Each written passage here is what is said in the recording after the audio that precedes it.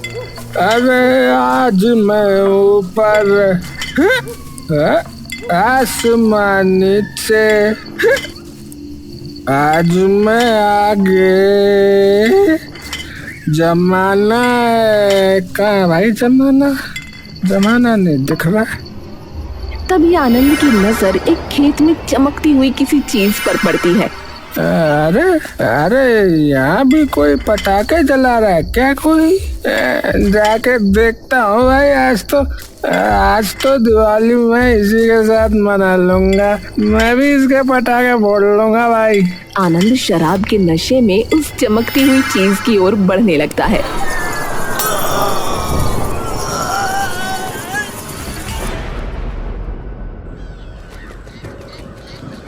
सूरज चढ़ते ही खेतों में किसानों का आना शुरू हो जाता है। श्याम भी अपने खेतों की तरफ जा रहा होता है कि तभी उसकी नजर बंजर खेत में पड़े हुए आनंद पर पड़ती है। अरे मोरी मैया! श्याम भागकर उसके पास जाता है और उसे जोर जोर से हिलाकर उठाने लगता है। ओ भाई ओ, अरे उठो उठो! अरे यहाँ क्यों पड़े हो भैया? अरे उठो! श्याम आनंद के शरीर को जैसे ही पलटता है उसके हाथ पांव वहीं कांप जाते हैं। आनंद का पूरा शरीर एकदम सफेद पड़ चुका था। अरे हे भगवान! श्याम आनंद की नब्ज पकड़कर देखने लगता है लेकिन उसे कुछ महसूस नहीं होता। ये तो मर चुका है।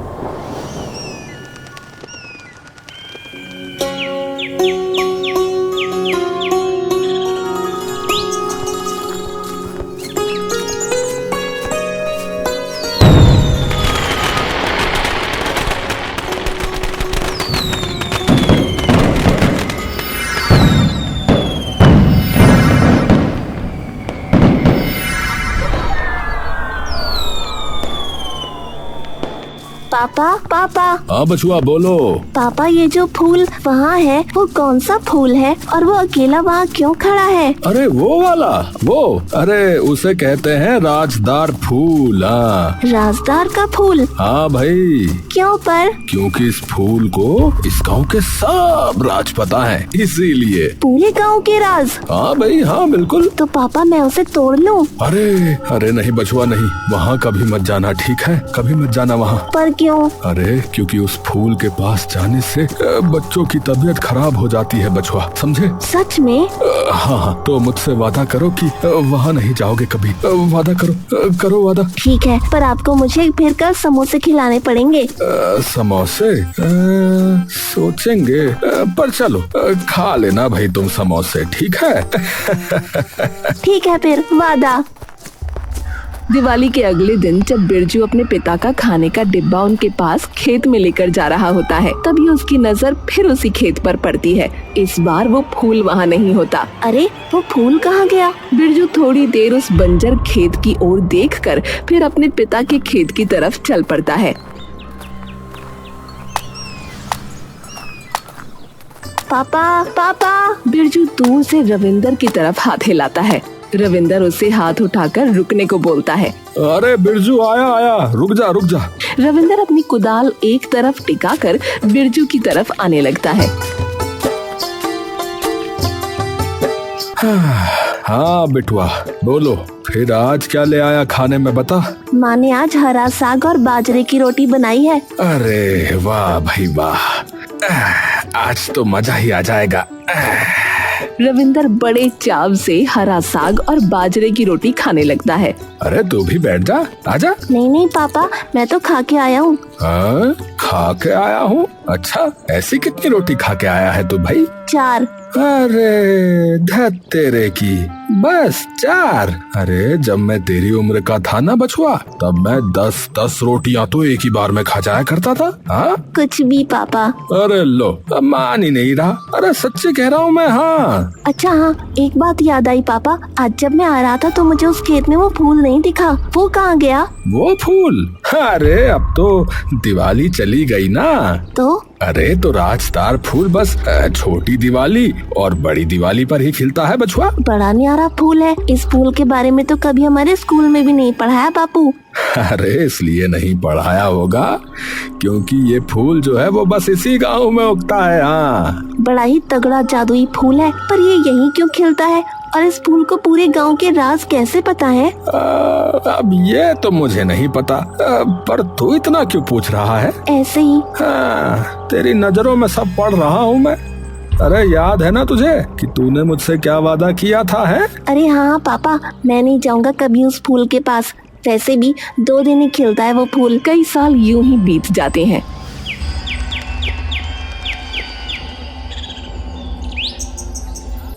और कुछ सालों में देखते देखते बिरजू भी जवान हो जाता है। एक दिन बिरजू आंगन में टहल रहा था कि तभी उसकी माँ उसके पास 2 खाली घड़े लेकर आती है। बिरजू, चल मेरे साथ, कुएं से पानी भर के लाना है। पर क्यों माँ? भरने के बाद घड़े उठाकर लाने हैं मेरे साथ। फिर तो मैं अकेला ही चला जाऊंगा। नहीं, मुझे अपनी सहेलियों से भी मिलना है। अच्छा ठीक है माताजी, चलो फिर अब।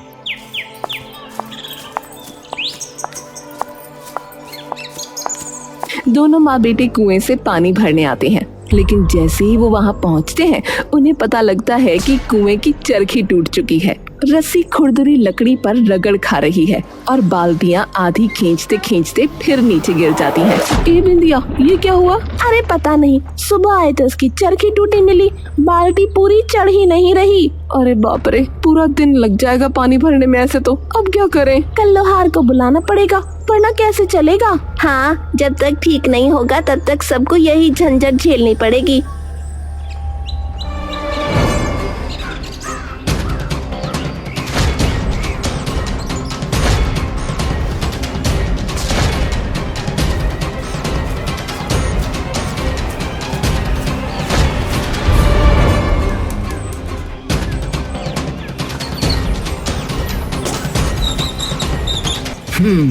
अगर दिमाग लगाया जाए तो हर चीज का हल है।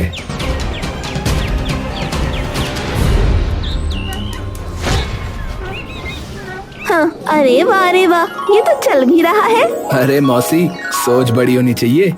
चीज छोटी है या बड़ी उससे फर्क नहीं पड़ता।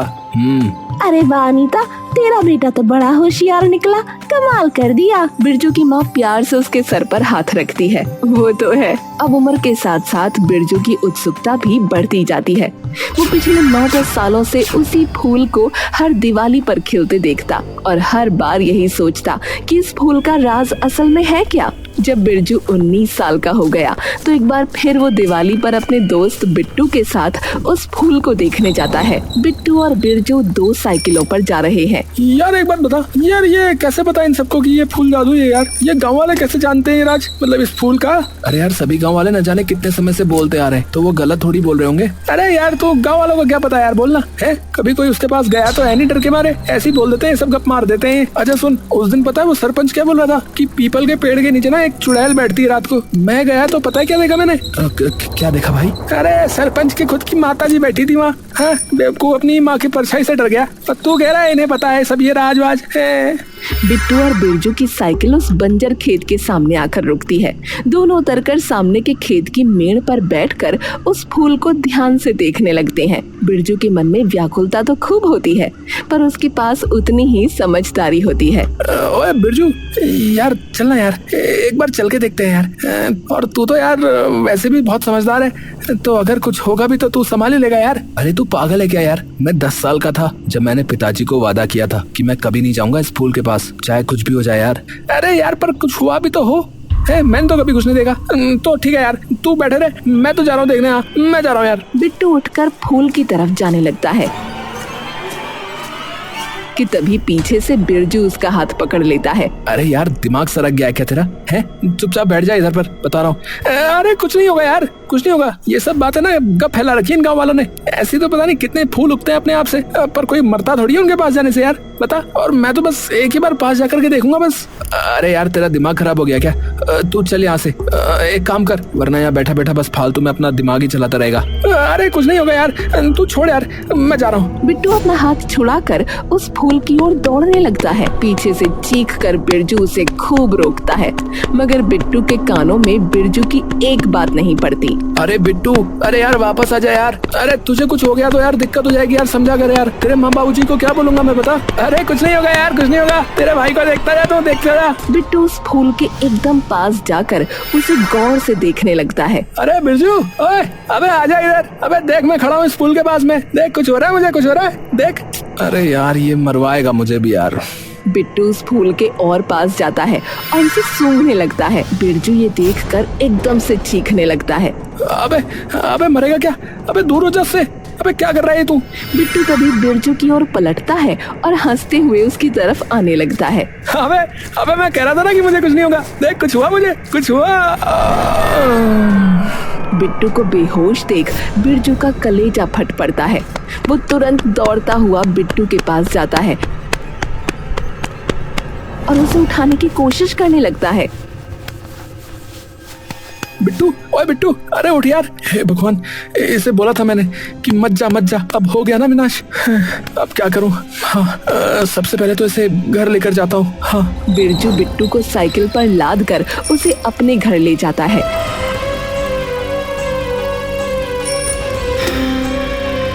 बिरजू फटाफट से घर आकर बिट्टू को अपने कंधे पर टांग कर अंदर लाकर अपने बिस्तर पर लिटा देता है। तभी बिरजू के मम्मी पापा भी वहां आ जाते हैं और बिट्टू को इस हालत में लेटा देख उनके होश उड़ जाते हैं। अरे क्या हुआ इसे? वो पिताजी। बिरजू के पापा बिरजू की घबराई हुई शक्ल देखकर समझ जाते हैं कि माजरा क्या है। कह दे कि तुम दोनों राजदार फूल के पास नहीं गए थे, कह दे। नहीं पापा, हम दोनों नहीं गए, सिर्फ ये गया था। क्या? अरे बछुआ, तुम्हारा दिमाग तो ठीक है। पिताजी, मैंने इसे रोकने की बहुत कोशिश की पर ये माना ही नहीं। हे भगवान, इसकी तो माँ इतनी चंडालनी है कि ढिंढोरा पीट देगी पूरे गांव में कि तूने उसका बेटा मार दिया। अरे पर मरा थोड़ी ना है ये तो बस बेहोश हुआ है तो। अरे सिर्फ आज की रात तक के लिए बछुआ, अगर इसे दिवाली खत्म होने तक होश नहीं आया तो ये मर जाएगा। हाँ। क्या? पर कैसे? अरे मुझे क्या पता कैसे, हमेशा से बस यही पता है कि ऐसा ही होता है। ऊपर से तू इसे यहाँ और ले आया। अरे माँ, तो क्या तालाब में फेंका था इसे, बताओ। हे भगवान, अब क्या करेंगे? अरे पर कुछ तो तरीका होगा इसे ठीक करने का। अरे बछुआ, कोई तरीका नहीं है। जो भी इस फूल के पास गया है ना, अंत में बस मरा ही है वो बेचारा। इसे हमें कहीं दफना देना चाहिए। अरे तू पागल वागल हो गई है क्या? है, दफना देते हैं। अरे तो और क्या करें, इसके मरने का इल्जाम तो हमारे ही सर आएगा ना। अरे आप रुको यहीं और इसका ध्यान रखना, मैं कुछ उपाय ढूंढता हूँ। बछुआ देख, कुछ भी हो जाए तू उस फूल के पास मत जाना, ठीक है, समझा? हाँ ठीक है। बिरजू साइकिल लेकर फिर से उस बंजर खेत पर चला जाता है और वहां पहुंचकर धीरे धीरे उस फूल के पास जाने लगता है और इधर उधर देखने लगता है। हाँ, माफ करना पिताजी, मेरे दोस्त की जान का सवाल है, अब तो जाना ही पड़ेगा। बिरजू उस फूल के अब एकदम पास आ जाता है और उसे सूंघने लगता है। बिरजू उस फूल को सूंघकर कुछ देर तो ठीक महसूस करता है, लेकिन धीरे धीरे उसकी नजरों के सामने की दुनिया अचानक घूमना शुरू हो जाती है और उसकी आंखों के आगे अंधियारा छाने लगता है। अरे ये कहाँ गया मैं, और ये कौन से और कैसे लोग हैं?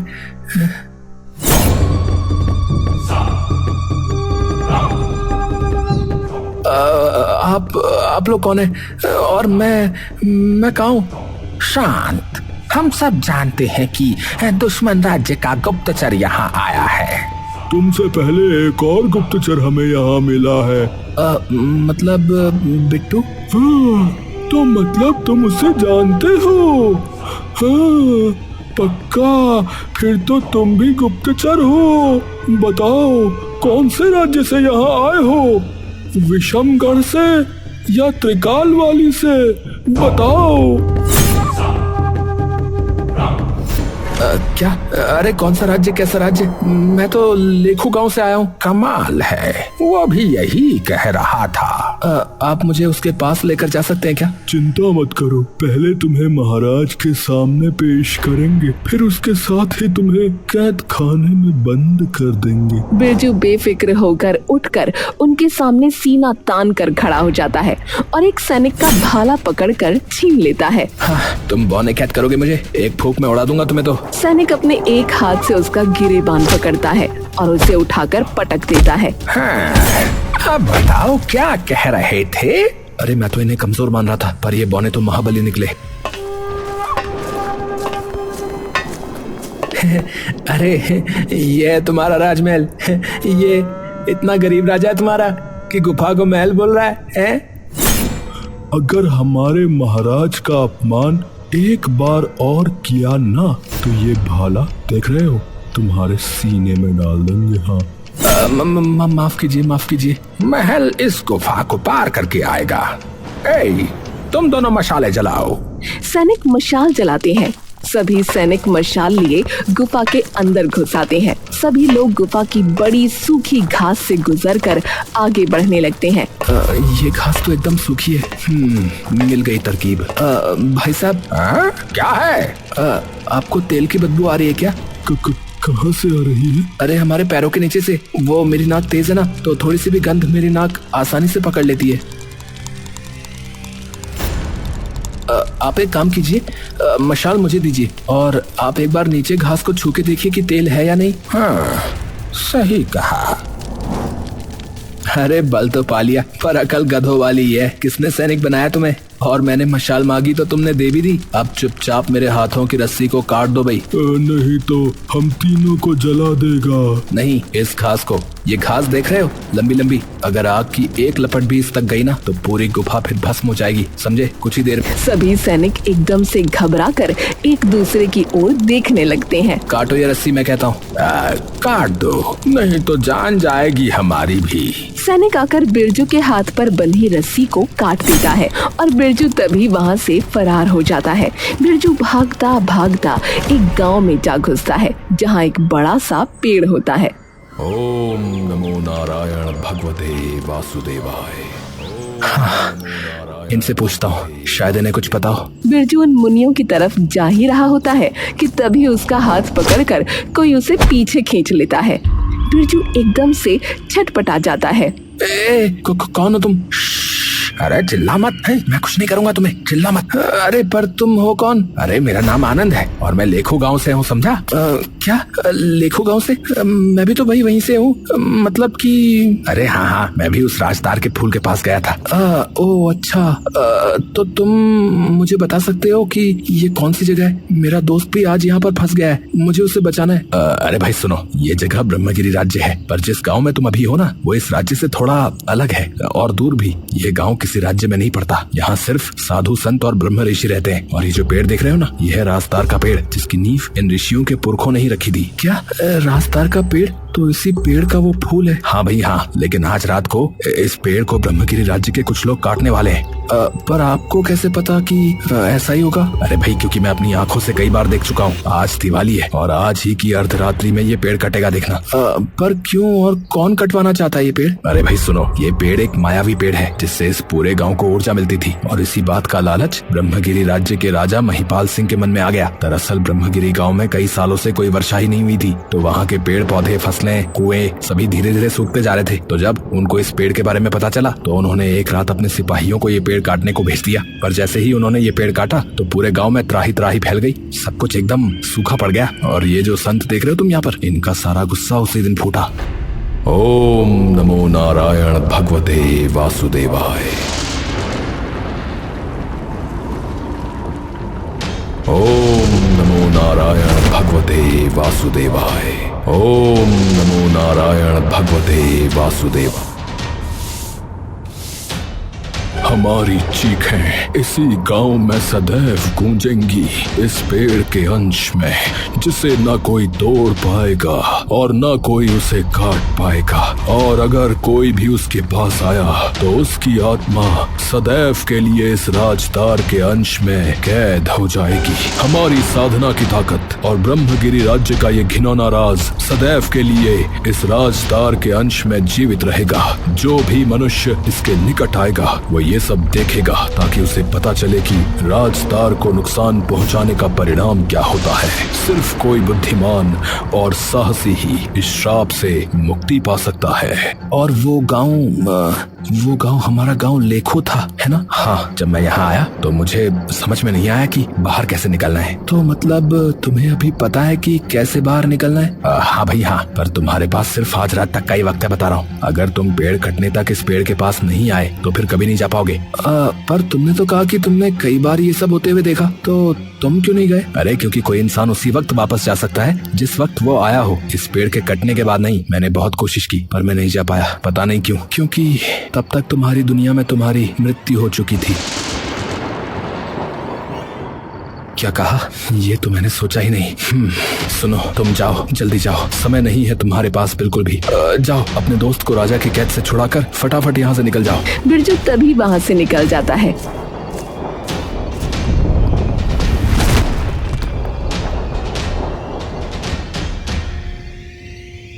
अगर सीधे गया तो मैं पकड़ा जाऊंगा, दिमाग लगाना पड़ेगा। सोच बिरजू, कुछ तो सोच। बिल्ली अगर दूध के पास से निकले तो किसी को शक नहीं होता। बिरजू रसोई में चुपके से घुसता है। बिरजू पास पड़ी बड़ी सी सब्जियों की टोकरी देखता है और खुद उसके अंदर घुस जाता है। दो सैनिक टोकरी उठाकर ले जाते हैं और बिरजू महल के अंदर पहुंच जाता है। ये टोकरी इतनी भारी कैसे हो गई भाई? पता नहीं, जब लाए थे तब तो हल्की ही थी। कुछ देर के लिए रख देते हैं। थक गए, थोड़ी देर में ले जाएंगे इस टोकरी को।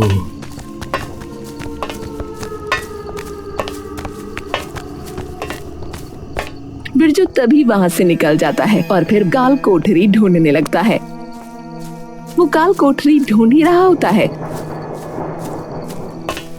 कि तभी उसे दो सिपाहियों की आवाज आती है।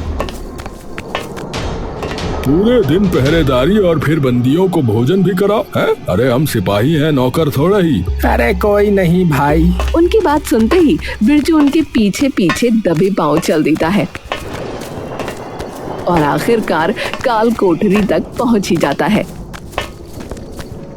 घुसते ही उसे बिट्टू एक अंधियारी सी कोठरी में बैठा दिखता है। बिरजू वहाँ चुपचाप खड़ा होकर उसे देखता है और पास की मेज पर चाबियों का गुच्छा पटक देता है। हाँ, मिल गया मौका। बिरजू तभी थोड़ी दूर जाकर दीवार पे जोर से हाथ मारता है और मुंह से अजीब आवाज निकालने लगता है। दोनों सिपाही आवाज सुनते ही एकदम चौंक जाते हैं और तुरंत सब कुछ भूलकर काल कोठरी से निकल जाते हैं। बिरजू मुस्कुराता है, तेजी से आगे बढ़कर चाबियां झपट लेता है। पल भर में ताला खोलकर वो बिट्टू को आजाद कर देता है। अरे बिरजू, अरे तू यहाँ? अरे यार, ये बता तूने ताला कैसे खोला? अरे भाई, पढ़ाई बेकार में थोड़ी ना की थी, पर चल अभी जल्दी से निकलना है यहाँ से। दोनों दबे पांव निकलकर अंधेरे रास्ते से भाग जाते हैं। खाली कोठरी देखकर पूरे राज्य को सतर्क कर दिया जाता है। सभी सैनिक महल से बिट्टू को ढूंढने के लिए रवाना होते हैं। बिरजू और बिट्टू सीधा उस पेड़ के पास पहुंचने ही वाले होते हैं कि तभी कुछ सैनिक उन्हें देख लेते हैं और उनका पीछा करने लगते हैं। बिट्टू और बिरजू अपनी पूरी जान लगा देते हैं। पेड़ उनसे कुछ ही दूरी पर होता है कि तभी कुदरत मानो अपना रंग रूप बदल देती है और उनके पैरों के नीचे की जमीन टूटने लगती है। अरे यार, अरे ये क्या हो रहा है यार? को भूकंप आ रहा है क्या? बिट्टू अभी कुछ मत सोच, बस भाग यार, जल्दी। दोनों पेड़ के बिल्कुल पास पहुंच ही जाते हैं कि उनके पैरों तले की जमीन टूटकर बिखरने लगती है और वो दोनों वहीं उस असीम अंधेरी खाई के अंदर धंसने लगते हैं कि तभी दो हाथ आते हैं और उन दोनों को खींचकर सीधा पेड़ के पास खड़ा कर देते हैं। हाँ, पिताजी आप? अरे तेरा ही बाप हूँ बिटुआ, मुझे क्या पता नहीं था कि तू क्या करने वाला है? पर कैसे? अरे तुम दोनों चलो पहले, चलो। तीनों उस पेड़ को छूकर अपनी आंखें बंद कर लेते हैं। बिरजू एकदम से आंखें खोलता है। उसके पापा उसके बगल में बैठे होते हैं। बन लिया हीरो है? बन लिया। अरे पर एक मिनट बिट्टू। दोनों फटाफट घर पहुंचते हैं। बिरजू सीधा अंदर भागते हुए पहुंचता है और देखता है कि बिट्टू घर के भीतर बैठा खाना खा रहा है। बन लिया हीरो है, बन लिया। अरे मुझे बता था यार कि मुझे कुछ भी हो गया ना तो तू बचा लेगा यार। अरे ये ले अचार खा। अबे वो तो खा लूंगा, पर तूने आज साबित कर दिया कि तू बैल बुद्धि है। पर चल, जैसा भी है मेरा दोस्त है।